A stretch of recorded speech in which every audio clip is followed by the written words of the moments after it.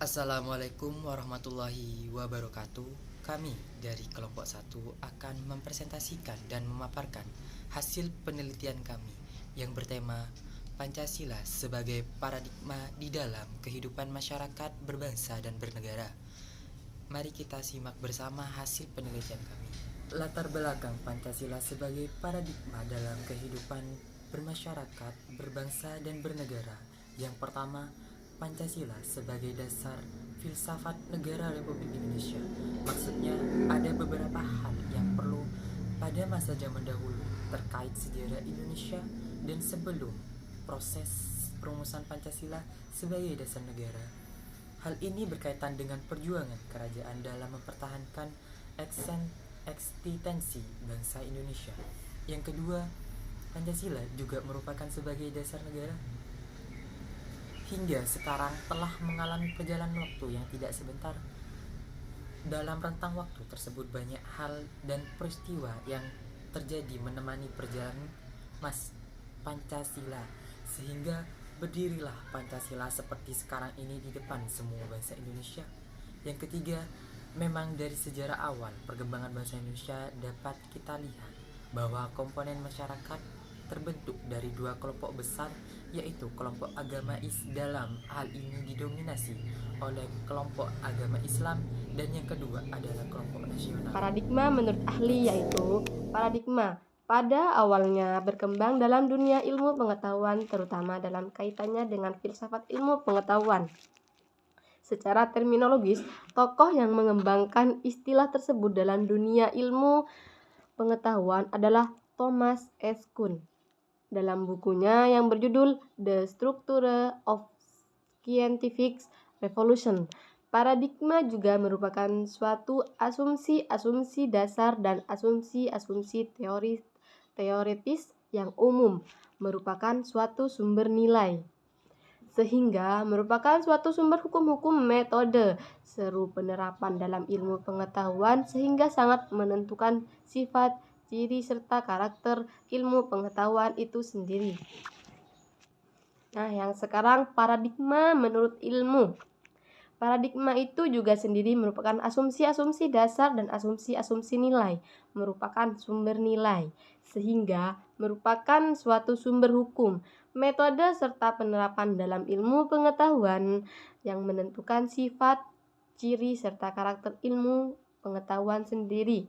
Kemudian, menurut Kamus Psikologi, paradigma diartikan sebagai satu model atau pola mendemonstrasikan semua fungsi yang memungkinkan dari apa yang tersajikan. Pancasila sebagai paradigma pembangunan.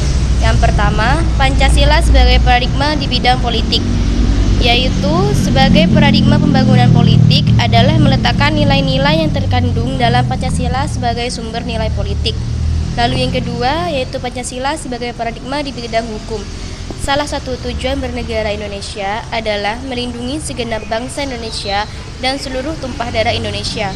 Hal ini mengandung makna bahwa tugas dan tanggung jawab tidak hanya oleh penyelenggara negara saja, tetapi juga rakyat Indonesia sebagai keseluruhan. Lalu yang ketiga adalah Pancasila sebagai paradigma di bidang ekonomi. Sesuai dengan paradigma Pancasila dalam pembangunan ekonomi, sistem ekonomi harus mendasarkan pada moralitas ketuhanan dan kemanusiaan. Hal itu bertujuan untuk mensejahterakan rakyat secara keseluruhan. Pengembangan ekonomi harus mampu menghindarkan diri dari monopoli serta persaingan bebas yang nantinya akan memberikan keuntungan besar pada pihak-pihak yang kuat dalam bidang ekonomi. Pancasila sebagai paradigma dalam pembangunan sosial budaya.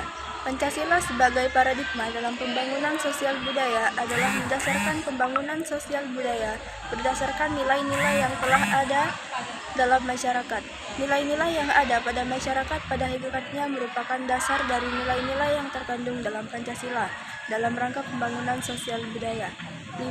Pancasila sebagai paradigma dalam pembangunan umat beragama. Pada proses reformasi dewasa ini, beberapa wilayah negara di Indonesia terjadi konflik sosial yang bersumber pada masalah SARA, terutama bersumber pada masalah agama. Hal ini menunjukkan kemunduran bangsa Indonesia ke arah kehidupan keberagamaan yang tidak berkemanusiaan. 6. Pancasila sebagai paradigma di bidang iptek. Ilmu pengetahuan dan teknologi adalah hasil dari upaya manusia yang meliputi aspek akal, rasa, dan kehendak dalam meningkatkan kesejahteraan dan martabat manusia. Bermacam-macam dari aktualisasi Pancasila. Latar belakang aktualisasi Pancasila di masa kini sering sekali menjadi pertanyaan. Apakah beda nilai Pancasila masih digunakan di era yang telah menginjak lebih dari 70 tahun sejak Pancasila dibuat? Pancasila hingga saat ini menjadi ideologi atau cara pandang bangsa Indonesia. Aktualisasi Pancasila merupakan penuangan nilai-nilai Pancasila ke dalam norma-norma yang berlaku di kehidupan berbangsa dan juga bernegara.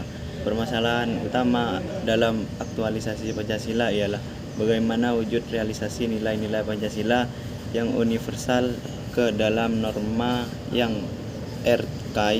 terkait langsung dengan nilai Pancasila dalam penyelenggaraan pemerintah negara.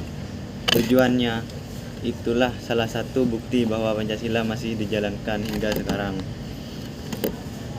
Apabila telah tidak ada aktualisasi Pancasila, maka Pancasila tak lain hanyalah sekedar lambang bagi negara Indonesia ini.